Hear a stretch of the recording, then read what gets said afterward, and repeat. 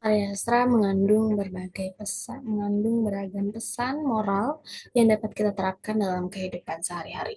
Karya sastra dapat dikaji melalui berbagai pendekatan seperti sosiologi sastra, psikologi, kritik feminis, dan lain sebagainya. Assalamualaikum warahmatullahi wabarakatuh. Selamat pagi, siang, sore, dan malam kepada teman-teman yang menyimak video ini. Pada kesempatan kali ini, saya akan memaparkan hasil penelitian dengan judul Analisis Aspek Sosial dalam Cerpen Ronda, karya Ratna Ayu Budiarti, Kajian Sosiologi Sastra.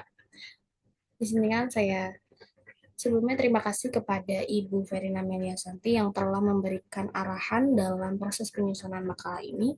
Izinkan saya memperkenalkan diri. Nama saya Aisyah Nabila Khansa dari Program Studi Pendidikan Bahasa dan Sastra Indonesia kelas 3A dengan NPM 2310631080046. Baik, langsung saja kita mulai. Mengapa saya memilih sosiologi sastra dan juga cerpen ini? Kita tahu bersama bahwa karya sastra menjadi refleksi kehidupan sosial yang diperoleh dari pengetahuan pengarang. Pengarang menuangkan berbagai pandangan, pemikiran, pengalaman, dan perasaannya melalui karya sastra. Kehidupan sosial masyarakat memiliki kaitan yang erat dengan karya sastra. Salah satu contoh karya sastra yang sering dikaji adalah cerpen. Cerpen dapat dikaji menggunakan pendekatan sosiologi sastra. Gunanya adalah untuk menganalisis karya sastra dengan menilik korelasinya antara karya sastra dengan kehidupan nyata. Sejauh mana karya sastra ini merefleksikan kehidupan nyata.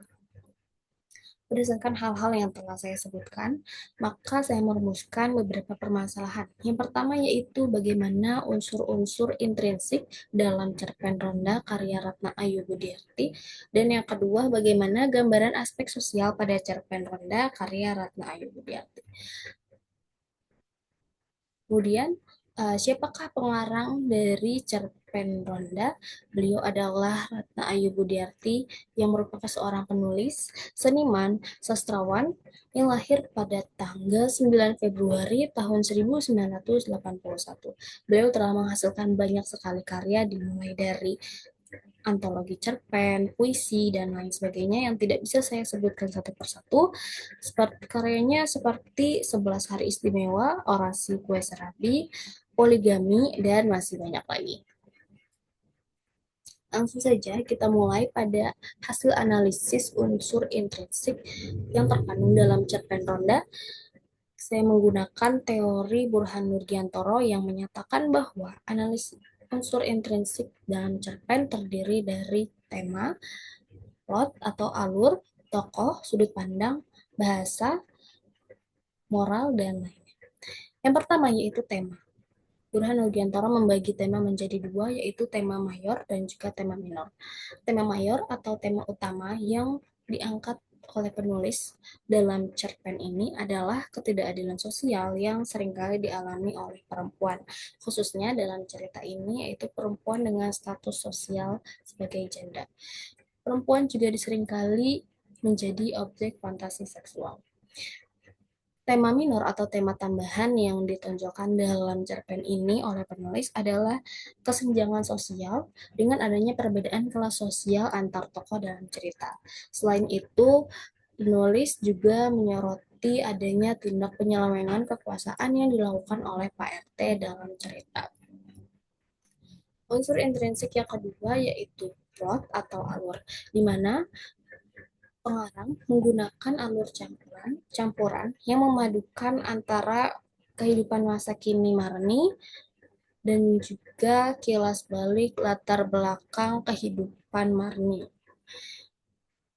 Dalam plot cerita Ronda ini terdapat 5 tahapan. Yang pertama yaitu tahap situation atau penyituasian, yang dimana ditunjukkan melalui pembukaan dalam cerita yang mengenalkan bagaimana tokoh Marni, kemudian latar belakang masalah dalam cerpen, itu keputusan untuk mengaktifkan kembali Ronda sebagai kontrol keamanan dan menunjukkan adanya reaksi yang beragam dari warga mengenai kebijakan tersebut.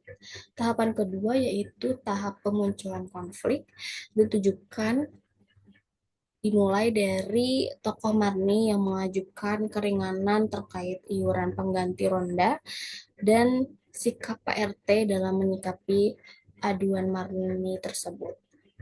Tahap yang ketiga yaitu peningkatan konflik ditujukan melalui adanya komentar Wakdullah dalam grup WhatsApp yang menyinggung dan merendahkan perempuan. Tahap yang keempat yaitu klimaks, di mana Marni menyatakan bahwa Pak RT pernah melamar dirinya. Dan tahap terakhir yaitu tahap penyelesaian. Cerita ini tidak ditutup dengan penyelesaian masalah yang tuntas, namun ditujukan melalui kenyataan pahit bahwa ketidakadilan sosial yang dialami Marni menjadi akhir yang cukup menggantung dan menimbulkan perasaan gelisah para pembaca yang tidak menemukan penyelesaian konflik yang tuntas. Unsur intrinsik yang selanjutnya yaitu tokoh. Dalam cerpen ini terdapat 4 tokoh dengan 2 tokoh utama dan 2 tokoh tambahan. Tokoh utama yaitu tokoh aku atau narator yang berperan sebagai seorang tetangga Marni.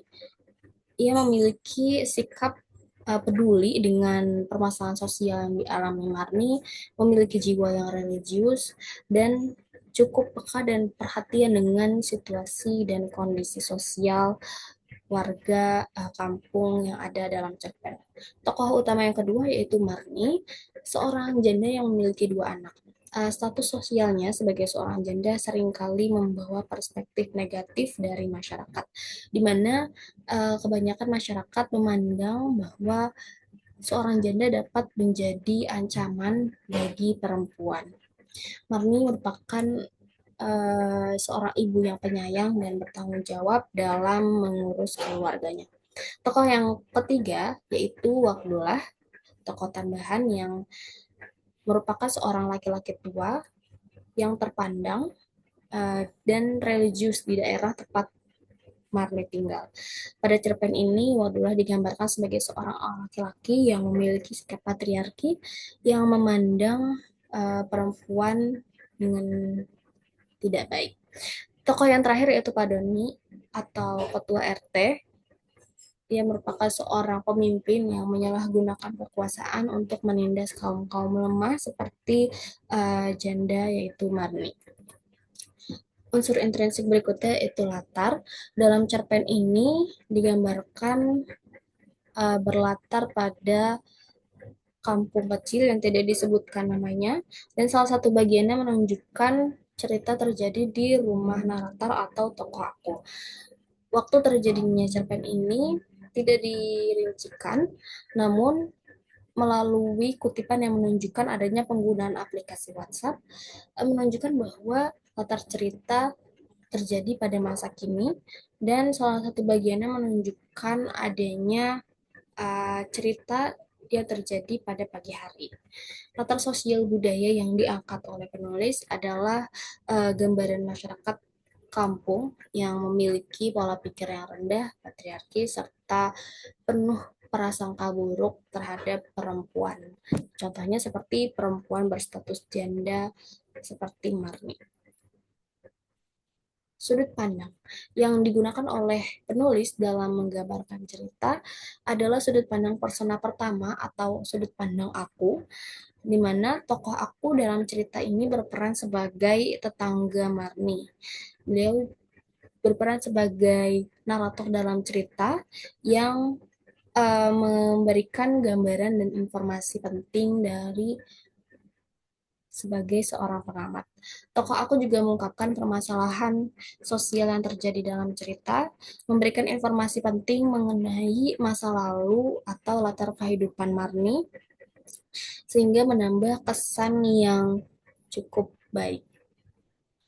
Unsur intrinsik berikutnya adalah bahasa. Variasi penggunaan bahasa oleh pengarang tidak banyak. Adanya penggunaan bahasa seperti majas dapat dipahami dengan baik. Banyaknya penggunaan bahasa sehari-hari membuat cerpen ini cenderung lebih mudah dimengerti. Majas yang terkandung dalam cerpen ini ada dua, yaitu majas ironi atau sindiran pada kutipan berikut yang menunjukkan bahwa adanya sindiran yang dilakukan oleh tokoh Adullah kepada tokoh lain atau Pak Dede. Kemudian majas hiperbola yang ditujukan melalui kutipan dialog oleh tokoh aku atau narator. Pengarang berusaha untuk melebih-lebihkan reaksi dari tokoh aku. Unsur intrinsik yang terakhir yaitu pesan moral yang dapat diambil melalui cerpen ini adalah dukungan antar perempuan sangat diperlukan di tengah tekanan sosial. Cerpen ini juga menunjukkan kritik terhadap pemimpin yang menyalahgunakan kekuasaan untuk menindas kaum lemah.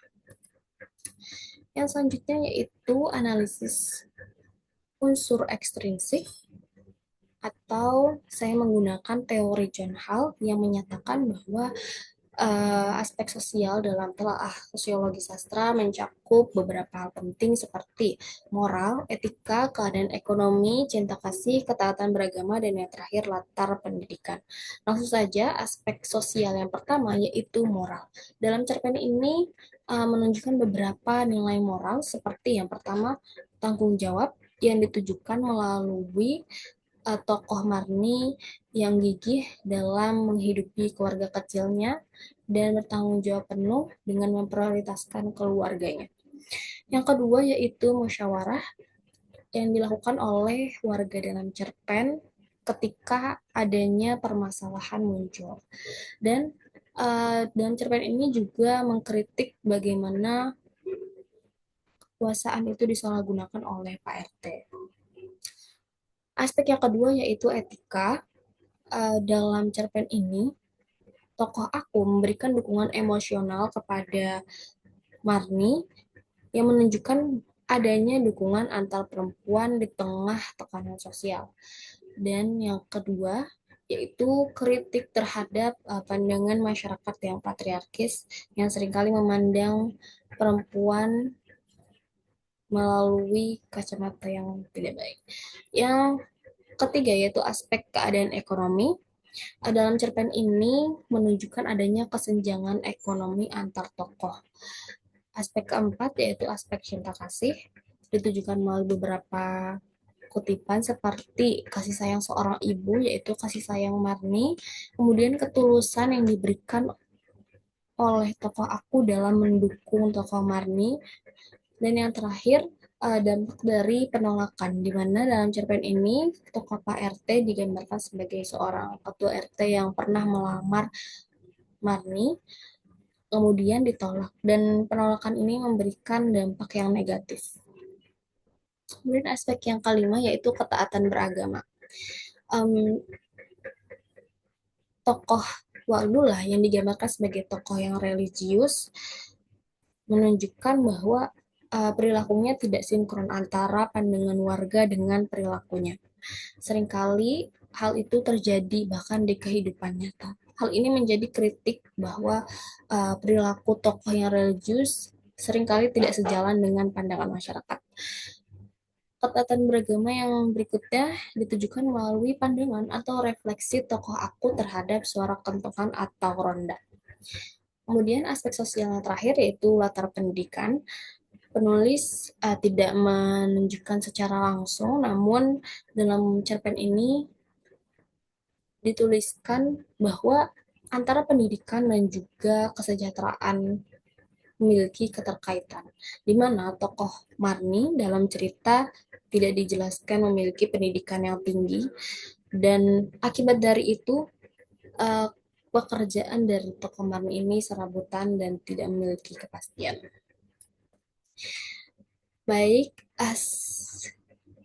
berdasarkan hasil yang telah saya paparkan, dapat disimpulkan bahwa cerpen Ronda mengangkat isu sosial seperti dinamika sosial masyarakat yang cukup kompleks, penyalahgunaan kekuasaan, ketidakadilan sosial, masyarakat yang patriarki, dan juga kesenjangan ekonomi antar warga. Penggunaan alur campuran dengan beragam tokoh dan karakter cukup mewarnai jalannya cerita. Bahasa yang digunakan Dalam cerpen mudah dipahami dan dimengerti dengan adanya majas dan penggunaan bahasa daerah di dalamnya. Penelitian ini menunjukkan beberapa aspek sosial yang terkandung dalam cerpen ronda, seperti aspek moral yaitu nilai tanggung jawab, musyawarah, dan kritik penyalahgunaan kekuasaan. Kemudian nilai etika, aspek etika yang ditujukan melalui ketulusan tokoh dalam cerita, aspek cinta kasih yang ditujukan melalui kasih sayang seorang ibu, ketaatan beragama melalui refleksi spiritual ronda oleh tokoh, dan yang terakhir latar pendidikan ditujukan melalui adanya korelasi pendidikan dengan kesejahteraan berikutnya. Baik, itulah yang dapat saya sampaikan. Sebelum menutup, saya akan menyampaikan pantun. Pergi ke pasar beli durian. Tak lupa membawa uang secukupnya. Terima kasih atas perhatian. Semoga bermanfaat untuk kita semua. Terima kasih. Wassalamualaikum warahmatullahi wabarakatuh.